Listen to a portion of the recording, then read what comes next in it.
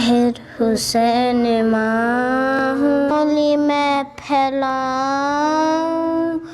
آخر حسین ماں ہوں کتنی تپش ہے بیٹا سایہ تیرا بناؤں آخر حسین ماں ہوں حکم یزید آیا تیروں پہ تیر آیا لاشوں کے بعد لاشا زہرا کے گھر کا آیا تنہا تجھے یہاں پر میں کیسے چھوڑ جاؤں آخر حسین ماں ہوں اجر نگر کسی کا کرتی ہوں میں دعائیں مقتل میں آ کے تجھ کو دیتی ہوں میں دعائیں کیوں بولتا نہیں ہے آ کے تجھے مناؤں آخر حسین ماں ہوں خنجر چلانا اس پہ ہے نازوں کو یہ پارا گردن نہ کاٹ اس کی احمد کا ہے دلارا دنیا سے جا کے بیٹا کہیں پر میں مر نہ جاؤں آخر حسین ماں ہوں ڈھونڈوں کہاں پہ جا کے بیٹا کدھر ہے میرا پانی دیا نہ اس کو جلتا جگر ہے میرا ٹکڑے اٹھا اٹھا کے لاشا تیرا بناؤں آخر حسین ماں ہوں دربار شام میں کیوں زینب کا سر کھلا ہے ہائے ہائے میری سکینہ کا کرتا بھی جلا ہے اس حال بے بسی میں بیٹا میں مر نہ جاؤں آخر حسین ماں ہوں روئے قبر میں بیٹا مقتل میں روئے زہرا دربار شرابی میں روتی رہی ہے زہرا روتے ہوئے حسن سے نوحہ تیرا لکھاؤں آخر حسین ماں ہوں آخر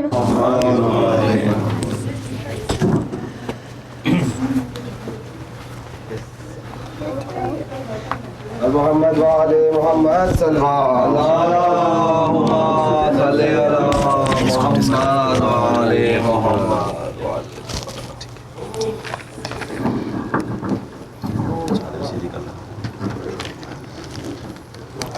10 years earlier, before Yazid took power, Muawiyah had made a treaty with Imam Hussein alayhi salam.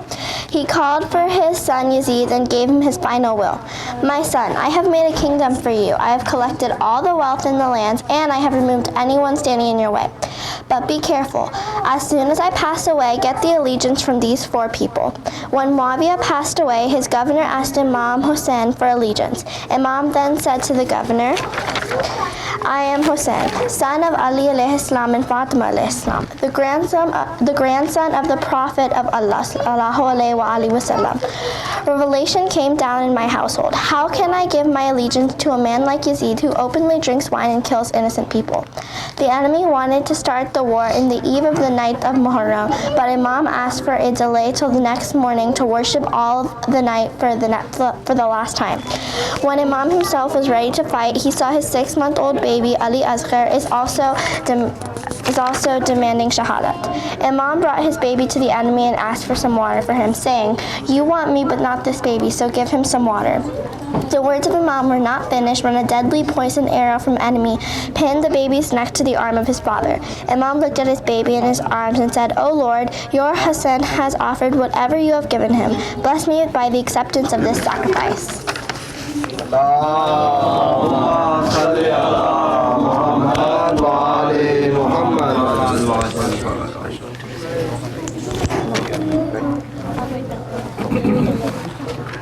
محمد وعلى محمد صلوا اللهم صل على محمد وعلى محمد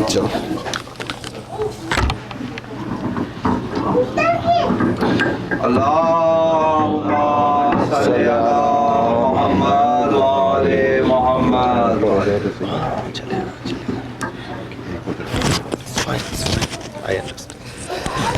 صلوات اللهم صل على محمد وعلى محمد وعجل فرجهم.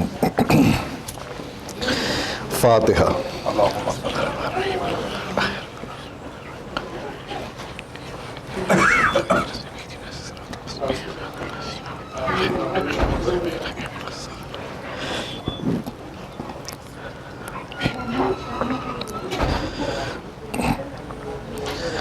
أعوذ بالله من الشيطان الرجيم. بسم الله الرحمن الرحيم. لا حول ولا قوة إلا بالله العلي العظيم. حسبنا الله ونعم الوكيل. نعم المولى ونعم النصير. بسم الله الرحمن الرحيم. الحمد لله رب العالمين. الصلاة والسلام على خاتم النبيين وطبيب نفوسنا وشفيع ذنوبنا أبي القاسم محمد.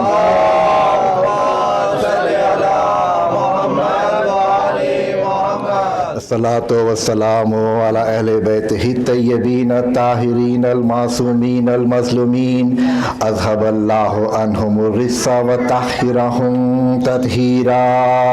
اللهم صل على محمد وعلى محمد. ولعنة الله على أعدائهم أجمعين. أما بعد، فقد قال الله في قرآنه الحكيم وفرقانه المجيد وهو قول الحق. بسم الله الرحمن الرحيم.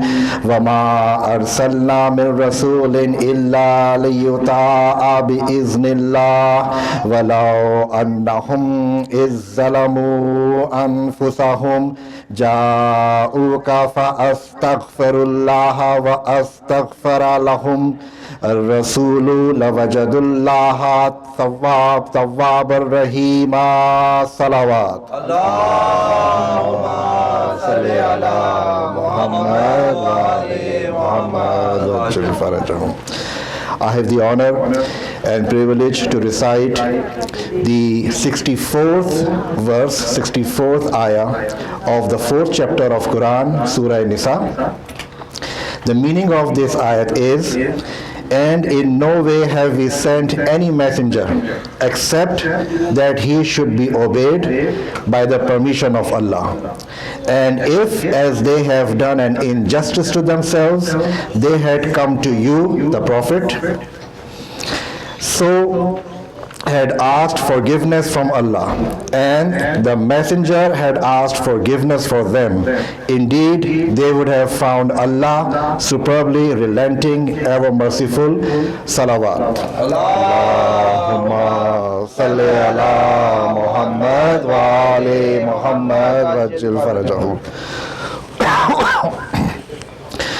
The reason I chose this ayah is because this ayah, Allah subhanahu wa ta'ala has ordered all of us who have committed any sort of sin or mistakes or have shortcomings of any sort and would like to have the repentance, would like to do the tawbah, they should or we should go to the Prophet and ask the forgiveness through the Prophet. This is what the ayah is.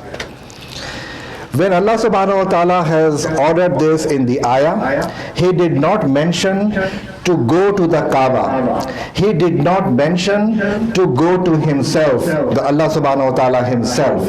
He actually asked us, the sinner, to go to the Prophet, not to Allah.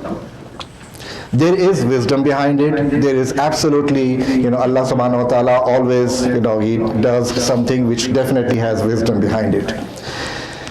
This is the ayah that we use when we go to Medina, for example, and we go for Hajj or Umrah or for Ziyarat of Medina, and we are stopped by some of the Wahhabi so-called Maulvis there in Medina, and they asked us not to go near the shrine, not to go near the grave of the Prophet, and stay away. And this is the ayat. When we present it to them, they have an argument saying that, well, the ayat is absolutely correct, but you can only come to the Prophet for seeking forgiveness when he is alive, not when he is not present on this earth. I mean, they use the bad language, they use the word dead, but this is their argument.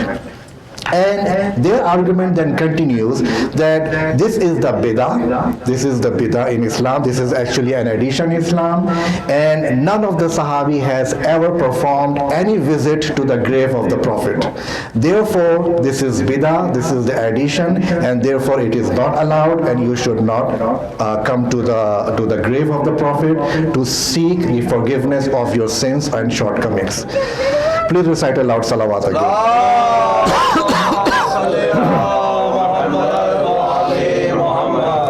And I would like to mention, we have just recited Hadith Kisa.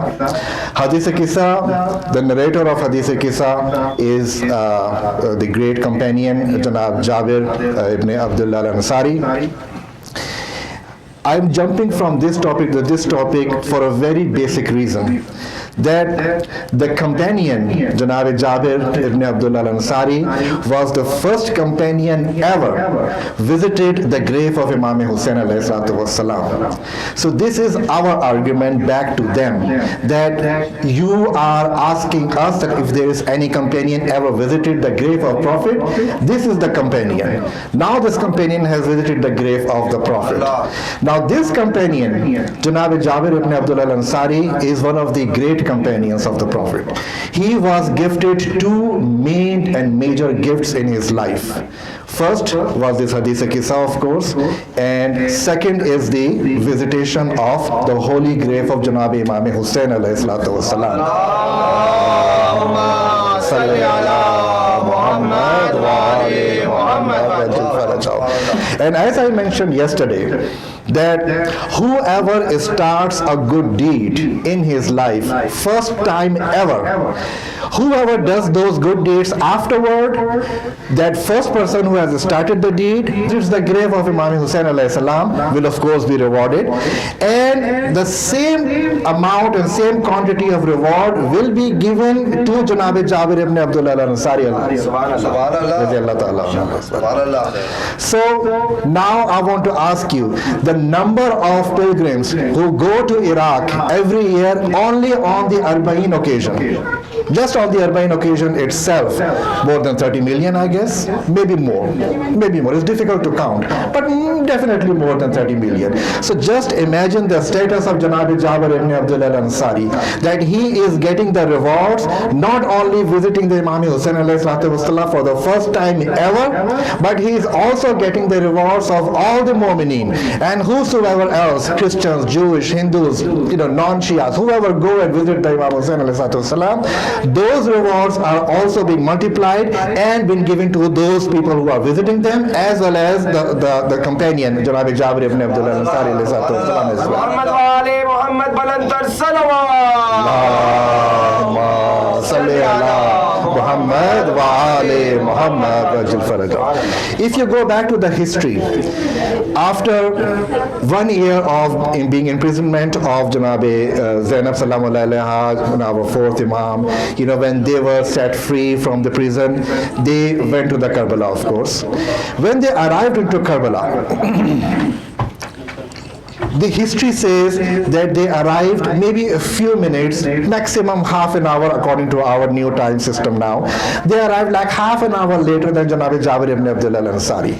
So I want to ask you that Ahlul Bayt alayhi salatu wasalam are always given the priority to start a good deed on this planet Earth. Why this time is the only time when they were not given the priority to start this good deed?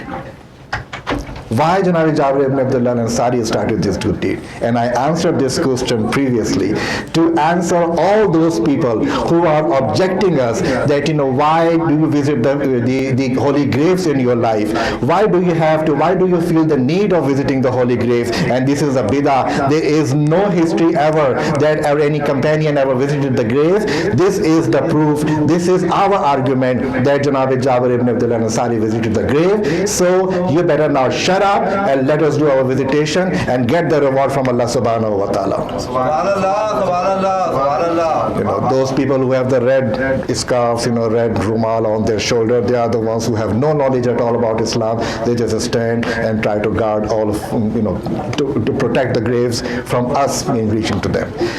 So anyway, please recite a salawat again.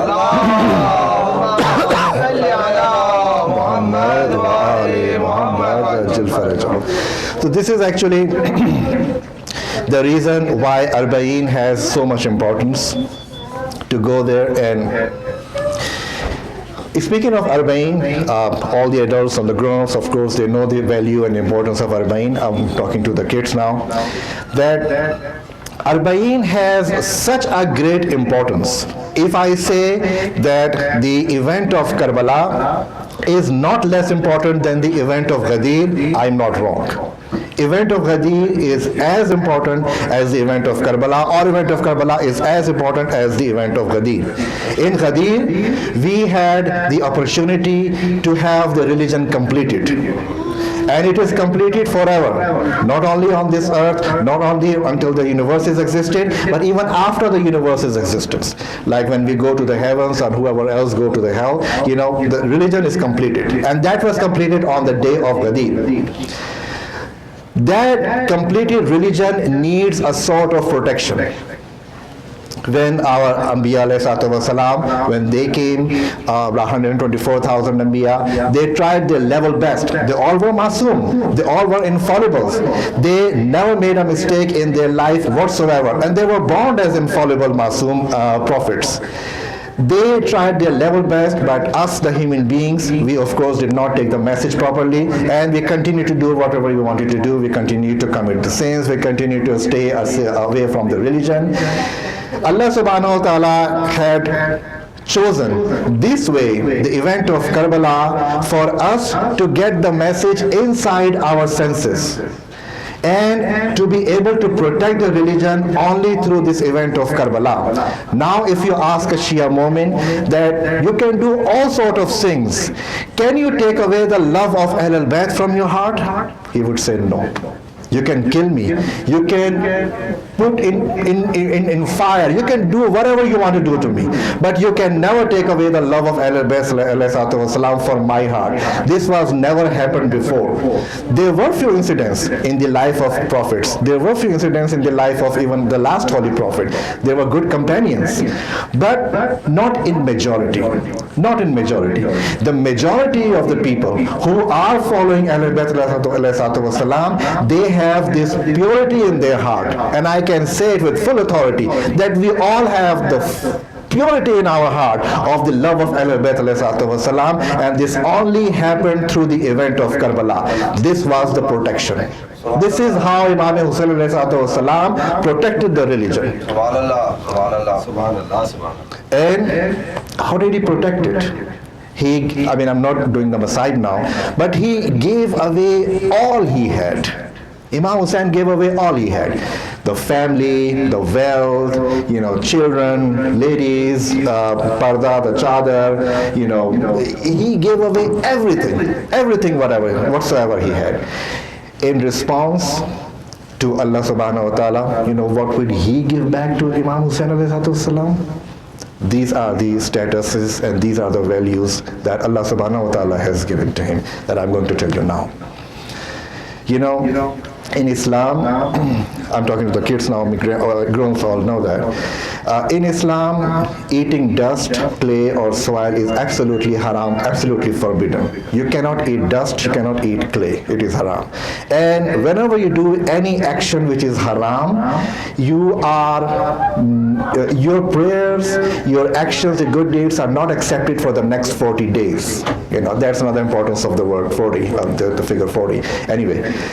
But Allah subhanahu wa ta'ala has given such a high status to Imam Hussain that the soil which is haram to be eaten, the same soil of Karbala is absolutely not only that you are permitted to eat it, but you are strictly recommended to eat that soil and eat that clay from the Karbala.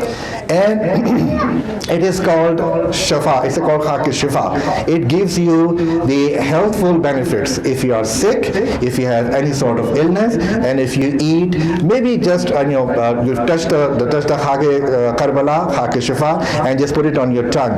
You will take the benefits out of it. You will get the healthy benefits out of it. So this is just one of the examples that Allah subhanahu wa ta'ala has given such a high status to Imam Hussain alayhi salatu wasalam. That even the soil of that Karbala has such a high status. So just imagine that Imam himself would have what kind of a status he would have. Please recite aloud Salawat.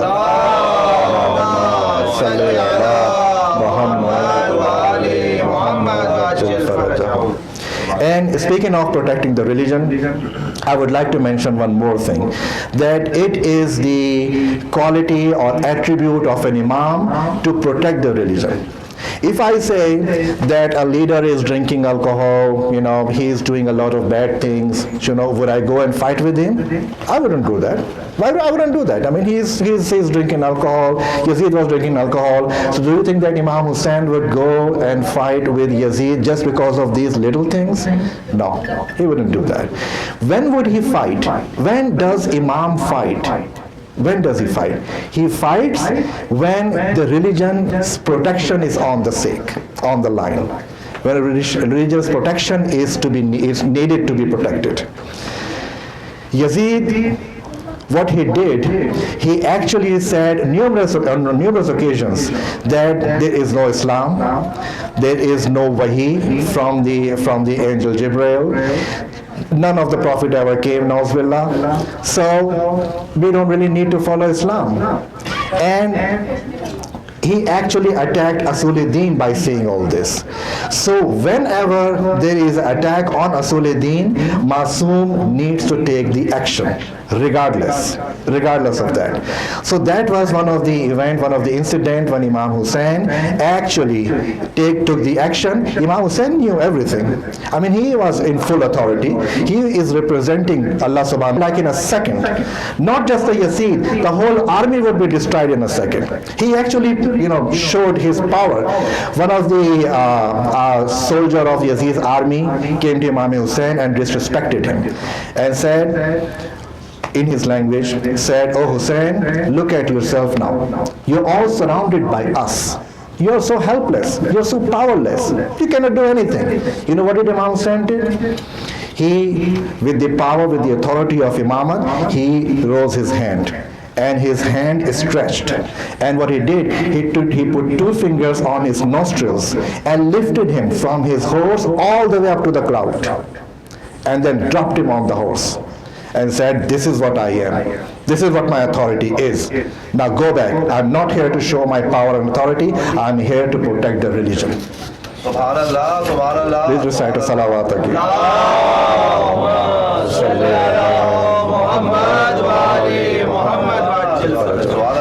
Anyway, so this was the one of the criteria, one of the quality, one of the attribute of Imam to protect the religion. I just want to go back quickly. I mean, this is out of the topic. It just came into my mind. Like Shaitan was also kicked out. He was kicked out not because he was not prostrating to Hazrat Adam ﷺ. He was kicked out because he objected on the justice of Allah subhanahu wa ta'ala. And justice is a part of Usul-e-Din. I'm not going to go into the details. I've spoke about it in detail already. So the moment Shaitan objected on Usul-e-Din, on the justice of Allah subhanahu wa ta'ala, Allah immediately kicked him out. If you read the Quran, and I'm not going to go into those ayahs again, Allah had changed the tone. He was talking to Shaitan. He was like debating with Shaitan. Why didn't you prostrate? Why didn't you do the sajda? What's happened? What's wrong with you and all that? And the moment Shaitan said that I did not do it because you are not following the justice, Allah subhanahu wa ta'ala immediately said, "Get out. Get out now. Not even a second for you to be able to stay here. You need to get out right away." So what I'm trying to say is, like, whenever there is a need of protection of Usul-e-Din or the religion itself, Masoom take an action. And some of the ulama also say that our 12th Imam will reappear when there is a serious need of protecting the religion. And I think that we are heading towards that way, where our religion is Nauzubillah kind of vanishing from this planet Earth. I mean, this is the conspiracy now against us to take away the religion from us. Now you must have experienced, like, there are a lot of people who are visiting Arba'in and Karbala, and there are a lot of people from other countries who are not Shia. They also go there. We really don't know the intentions. Why are they going there? Are they going there to study? Why there is a deep love of Ahlul Bayt in our hearts? How can we take away the love from our hearts? I don't know. You never know. Anyway, if there is a time comes when the religion's protection, religion's interest is on the line, Imam would reappear in an instant, and he would take an action in an instant as well. Yesterday I also spoke about some artificial intelligence as well. We have developed artificial intelligence which has reached to a level where they are now putting some sort of consciousness into the artificial intelligence, which was never heard of before. They are putting in some sort of feelings into artificial intelligence.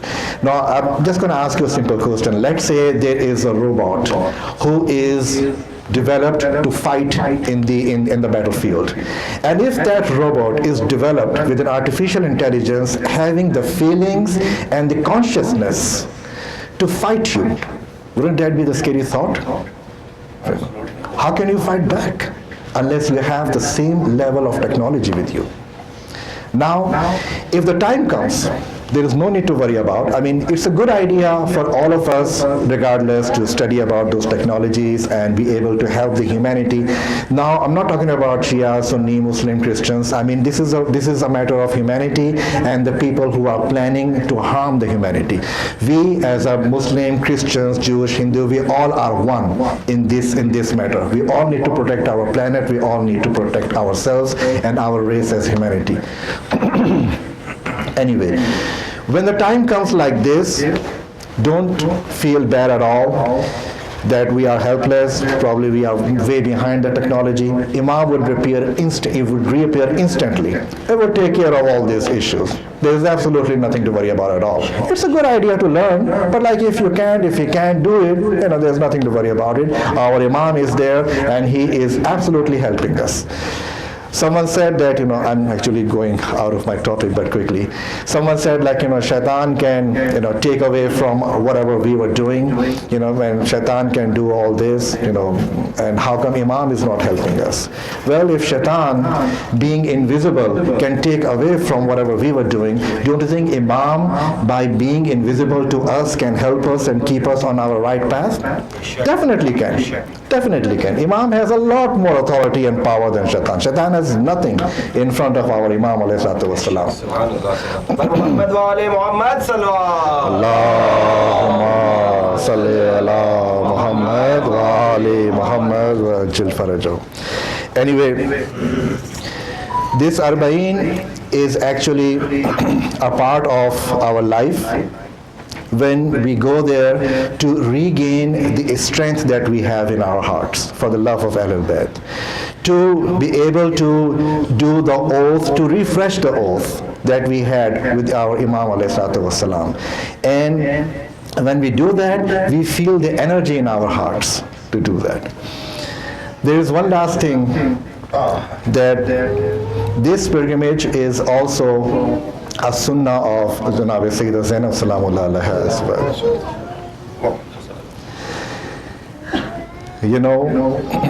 The first Arba'in after the Karbala, Bibi Zainab Salamullah alaiha did the first Chehlum in the prison.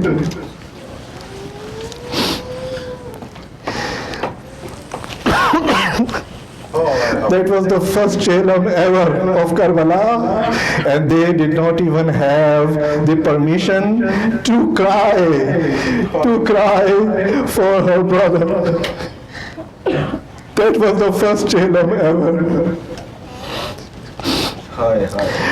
I want to talk about this Shehzadi Zainab Salamullah alaiha. I want to begin with the Sham-e-Ghariba. In Sham-e-Ghariba, the night of Ashur, Bibi Zainab and her sister Kulsum gathered all the orphan children and ladies. They took the responsibility that was once a responsibility of her brother Abbas. But it's not only Hussein who was slaughtered in Karbala, it was Zainab also who was slaughtered. You know how Hussein was slaughtered? His head was cut off. You know how Zainab was slaughtered? Her chadar was taken away. This is how she was slaughtered. And I want to tell you how the chadar was taken away.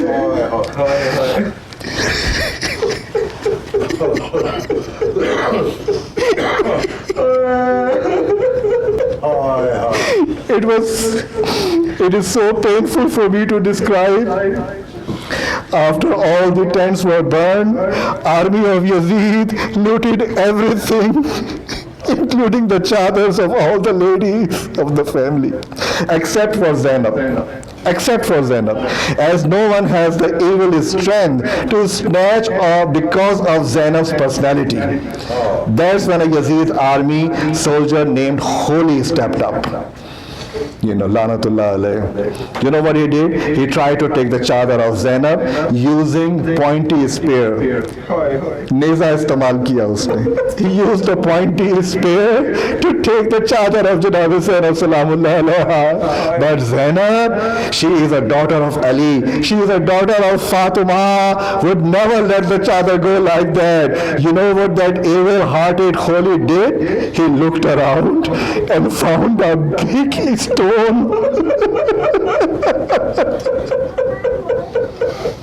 lifted that big stone and threw it onto Zainab. Zainab's face became all red with blood, and Kholi took the chadar. And now Zainab, Sajjad, and all the ladies and children in captivity of Yazid's army hands tied in ropes, this time had come out to celebrate the killing of Imam Hussein.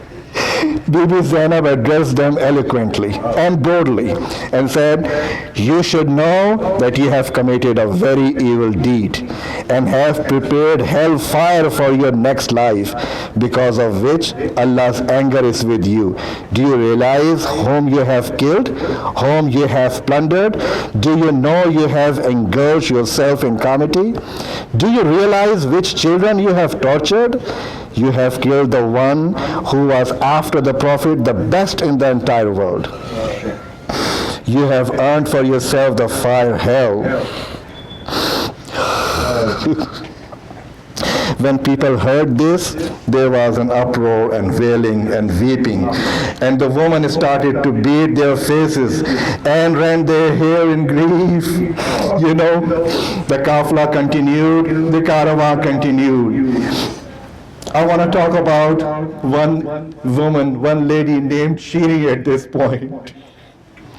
You know who was Shiri? Shiri was not Arab. She came with Janab Ahsan Junaid. Imam Hussein, after some time, freed her and said, "Shiri, you need to go as a free woman. I'm going to give you a piece of land. I'm going to give you some money." Shiri said, "No, Imam, I don't want to leave you. I don't want to go." Imam said, "No, you have no choice. You have to go and live your life as a free woman." Janab Shiri said, "Okay, I will accept your order. But I have one request, that Mawla, would you ever visit me, at least in my lifetime?" Imam thought about it and said, "Yes. Okay, I will visit you." Then Janab Shiri said, "No, Mawla, no, not just you. I want the whole family to visit me." Mawla Hussain thought about it for a moment and said, "Okay, Shiri, I grant you this wish. I am going to visit you with my whole family. But let me ask you, Shiri, let's say we visit you with the whole family. Would you recognize us when we visit you?" Janab Shiri, she went to the feet of Imam Hussein and said, "Mawla, what kind of a question is this? How can I never forget? How can I ever do this to you? I will always remember you. How can I do that?" Imam announced the ladies that Shiri is leaving now. It was a tradition in Arab culture that whoever leaves, the family or the household used to give gifts to the person who leaves. All the ladies, they came with a lot of gifts. And there was one item common among all the gifts. All the ladies who came, they all came with at least one chadar. All the ladies, they came with one chadar. And the chadar, they were just piled up in front of Shiri. Shiri asked Mawla, "There are so many chadars. What am I going to do with all these chadars?" Mawla said, "Just take these chadars with you. You might need them one day. Just take them with you." Anyway, Shiri left. She started a life in Kufa. She bought a beautiful big house. She had the money. And when she went to that town, she announced everywhere that Mawla Hussein is going to visit me one day. The whole town respected her. The whole town respected her for two main reasons. First, that she was a Kaniz of Mawla Hussein Salam, which is absolutely a very high status. The second is that Imam is going to visit her. And if Imam is going to visit her, that means Imam is going to visit our town as well. So they all respected Shiri. Now, one day Shiri heard the news that Imam Hussein has left the Medina. She became very happy. Oh, now the time has come. Now Imam is going to visit me. He's definitely coming to me. She heard the news. She used to sit on the door every day and used to look at people. And then one day she heard a very bad news about Karbala. She was very happy. She was like, "No, I don't accept this news. My Imam has promised me, and Imam's promise is always going to be the true promise. So he was definitely going to visit me regardless, whatever happens. I don't accept this news of Karbala. I don't do that." Anyway, one day she was like sleeping at night, and the door knocked, and the army of Yazid came in and said, "We are just passing by with some of the captives, and we would like to spend a night at your place." She said, "Okay, fine, come on in." I have no problem at all. She went to the door and she saw there are like some heads on the pointy spears. And then she also saw some ladies there. She was like, well, you can come in and stay. And they all came in, and the ladies just sat by the wall outside the house. Janab Shiri said to the army, like, why are they sitting there? Can I take these ladies inside the house? They look very, very beautiful to me. They look of highly, very good family ladies. Can I just take them inside? The army said, okay, fine. If you want to take them inside. They all came in and they just sat in the corner. Shiri said, okay, ladies, just sit here, relax, be comfortable. I'm going to get some food for you. She went and she brought some food. When all these ladies, when Janab Zainab Salam alaiha especially, when she saw that Shiri is so nice to them, what she said, that Shiri, can we request you one thing since you are so nice to us? Shiri said, yes, go ahead, please tell me. If I can do, I will do it. Lady Zainab said, can you bring all the heads inside? We have not been able to cry. Can you bring the heads inside at least? She said, well, let me ask the army. She went to the army and said, this is the request. They are inside my house. They're not going to go anywhere. Let them bring the heads inside. Army said, okay, fine. Go ahead, bring the heads inside. Then Janab Shiri brought the heads inside. She noticed one thing. Even after the heads were brought inside, none of the lady was crying. Janab Shiri said that, why aren't you crying?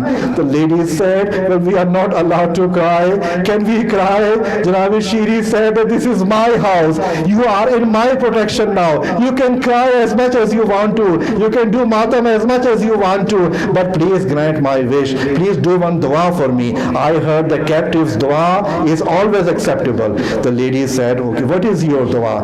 The Shiri said, please dua that Imam Hussain, my Mawla, should come to me and visit me very soon. It's been so long he has left Medina, but he has not visited me yet. Please do the dua. Lady Zainab did not say anything. She kept quiet. She kept quiet. Anyway, Shiri turned away, and when Shiri was walking away, she heard Janab Zainab crying, oh my brother Hussain, what happened to you? Shiri immediately turned back to Lady Zainab and said, oh lady, whenever you cry, this person may have a name of Hussain. Well, please don't use the name Hussain. Hussain is the name of my Mawla. Please use somebody else's name. You have so many heads. You can say somebody else's name.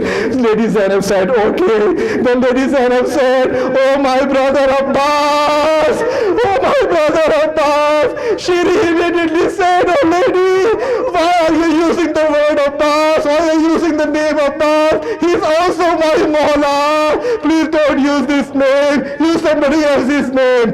Then the Lady Zainab said, okay, I will use somebody else's name. Lady Zainab said, oh Ali Akbar. Shiri said, why are you using this name? I want to ask you, who are you? These are the names of the family of my Mawla. Who are you? Lady Zainab said, don't you remember my brother, your Mawla Hussain, has said that when we come and visit you, you would not even recognize us. Now we are here and you don't even recognize us. This is such a horrible incident.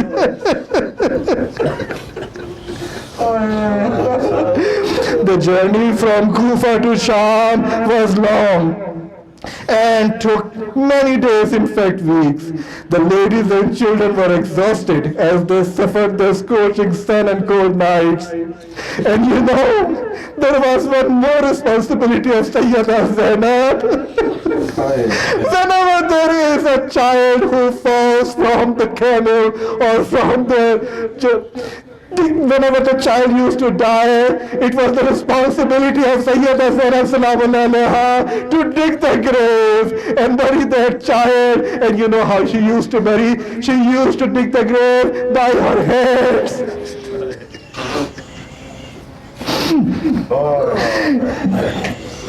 When she had buried each child, she would write on the sand, Haza Mohsine Karbala. This is a Mohsin. They were then taken to Sham and had to endure the tribulation of going through crowded streets. They were brought before Yazid in the Darbar, and after suffering indignities, they were sent to the Zindan, the prison, where Bibi Sakina died. And yesterday I read her Masaib. First Arba'in came, which they had to commemorate in the prison. Such a helplessness.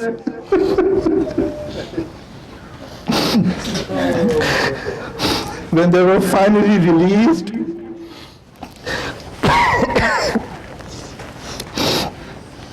please say aloud salawat. Allahumma salli ala Muhammad wa ali Muhammad. When they were finally released from the prison, they asked Yazid to please give us a place where we can mourn and cry for a few days. Yazid granted this wish. So they had a house for 7 days. After spend the time there,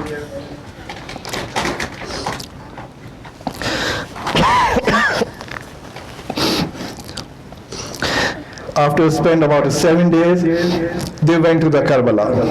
When they reached Karbala, Bibi Zainab alaiha saw the grave of Imam Hussain alayhi salatu wasalam. She brought one gift with her for Imam Hussain alayhi salatu wasalam. You know what was the gift? That was the earring of little Sakina.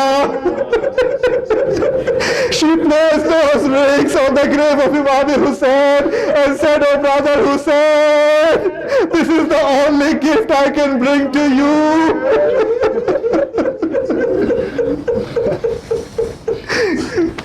After visiting the Karbala, they traveled to Medina. When they reached close to the Medina, Janab Kulsum, she shouted loudly, "Oh Medina, do not accept us. When we left you, we had children with us, we had the full family with us. Now we are back with no one with us. With just a few of us are back.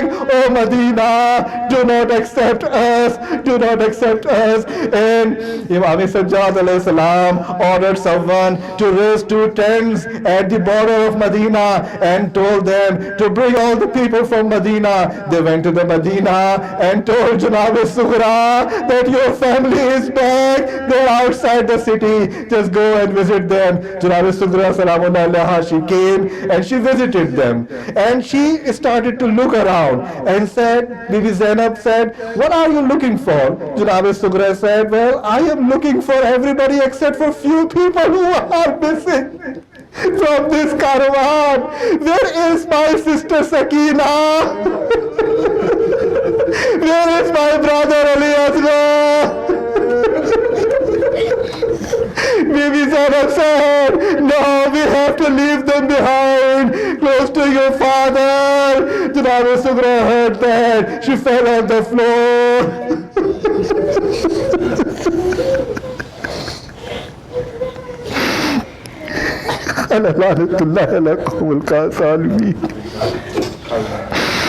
मातम हुसैन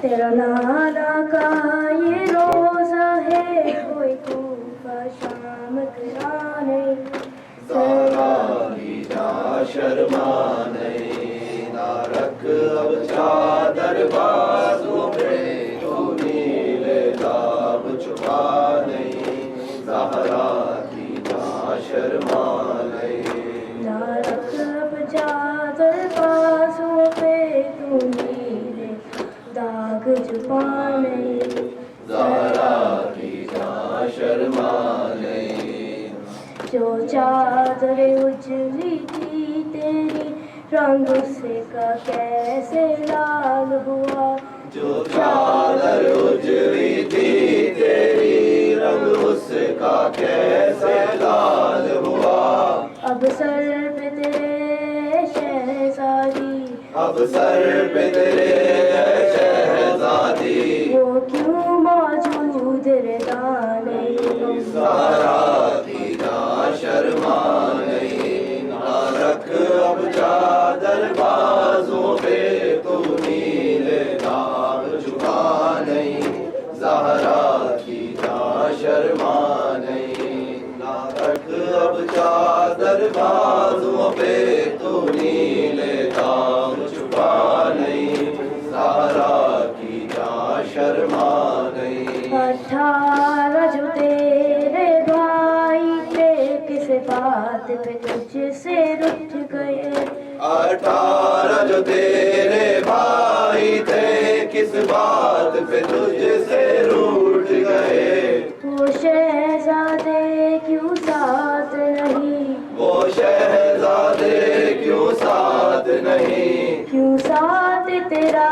عباس نہیں زہرا کی جا شرما نہیں نہ رکھ اب چادر بازوں پہ تو نیلے داغ چھپا نہیں زہرا کی جا شرما نہیں نہ رکھ اب چادر بازوں پہ تو نیلے داغ چھپا نہیں زہرا کی جا شرما نہیں رکھ اب چادر بازوں پہ تو نیلے داغ چھپا نہیں زہرا کی جا شرما نہیں یا حسین یا حسین یا حسین یا حسین یا حسین یا حسین یا حسین یا حسین مولا حق امام یا حسن یا حسین مولا حق امام یا حسن یا حسین مولا حق امام یا حسن یا حسین یا حسین یا حسین بیمار تھا چلنے سے جو لاچار تھا اور شام کا بازار تھا اور مصطفیٰ کی بیٹیاں مولا حق امام یا حسن یا حسین مولا حق امام یا حسن یا حسین یا حسین یا حسین شبیر کی وہ بدلی سینے میں جو شاہ پلی کس کی آواز بن میں جلی مقدمہ چوک نشان مولا حق امام یا حسن یا حسین مولا حق امام یا حسن یا حسین یا حسین سے گلے خنجر چلے چادر چنی ہے میں جلے آواز کے پرچم تلے رو کر کہے یہ بھی مولا حق امام یا حسن یا حسین مولا حق امام یا حسن یا حسین یا حسین یا حسین کہے قاسم کی ماں مرنا گیا یا حسین مولا حق امام یا حسن یا حسین یا حسین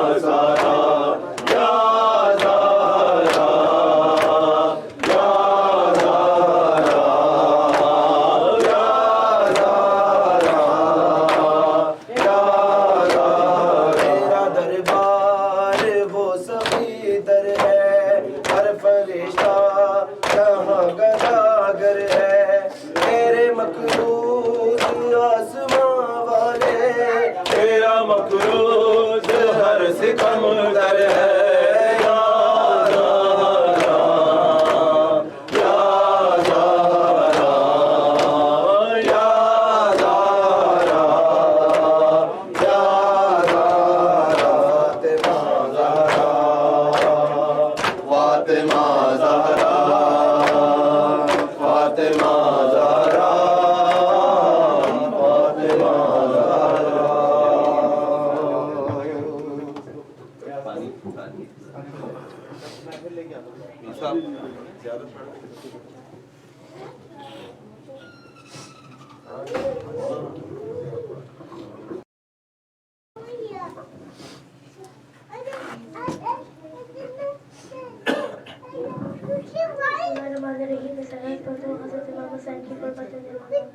السلام علیکم یا اباس السلام علیکم یا نبی صلی اللہ السلام علیکم یا اللہ وبرکاتہ السلام علیکم یا صاحب وسلم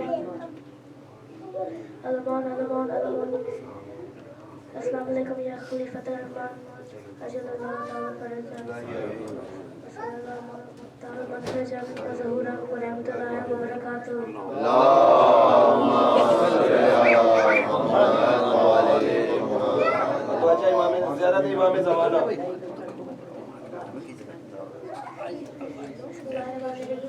اللهم كل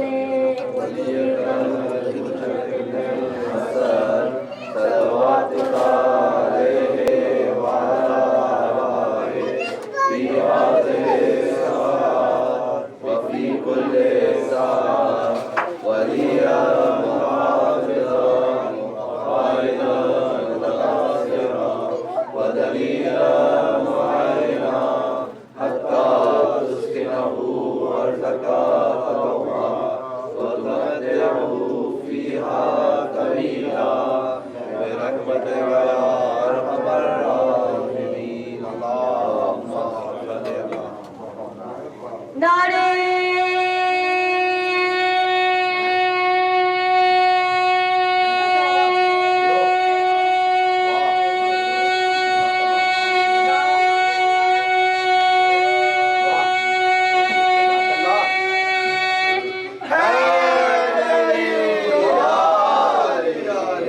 محمد والے محمد صلی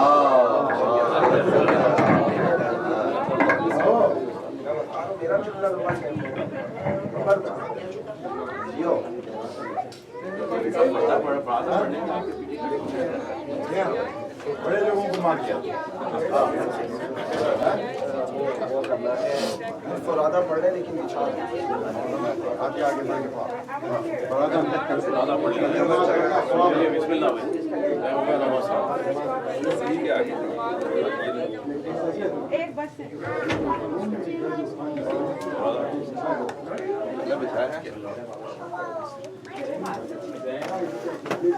نماز فرادہ ہے نماز فرادہ ہے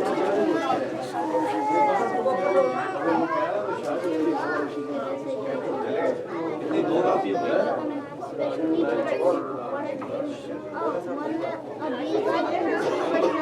نہیں وہ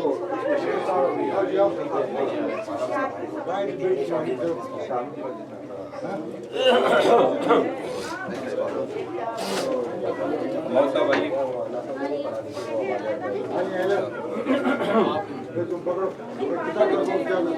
ہاں ادھر سے